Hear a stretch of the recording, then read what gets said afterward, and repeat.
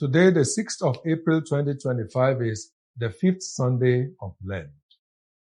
The theme for our reflection is drop the stones and pick up the grace of liberation. The scripture passage of today presents us with an instance in which Jesus showed again that grace overshadows justice. Mercy overpowers the strict demands of justice.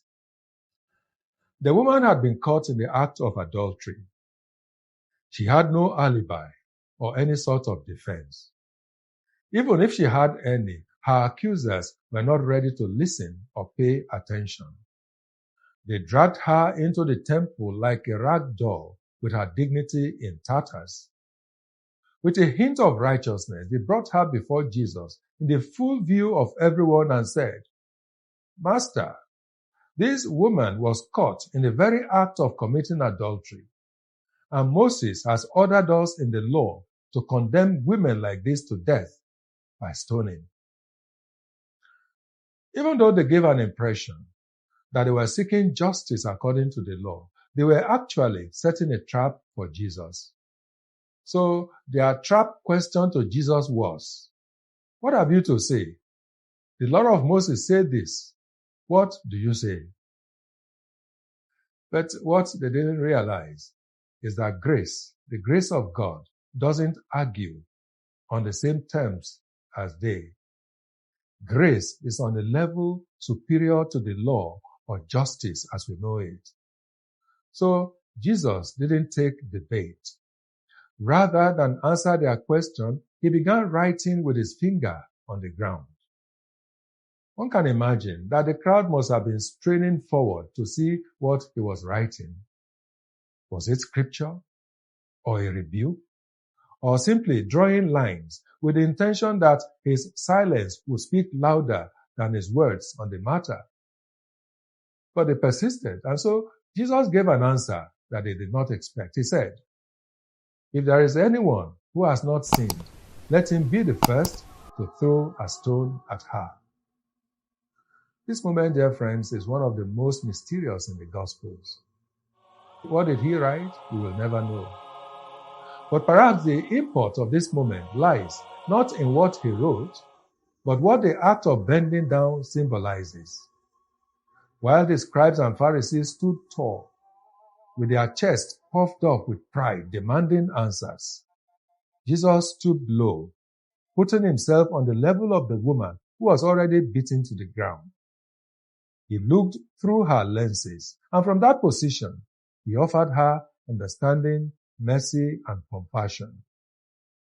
When Jesus spoke from that position, silence fell on the accusers who had been full of pride and righteousness. The stones in their hands grew heavy. One by one, they dropped the stones and walked away. Jesus did not contradict or dismiss the law as they had expected. Rather, he fulfilled it. By that fact, he revealed that the purpose of the law is not to condemn, but to convict.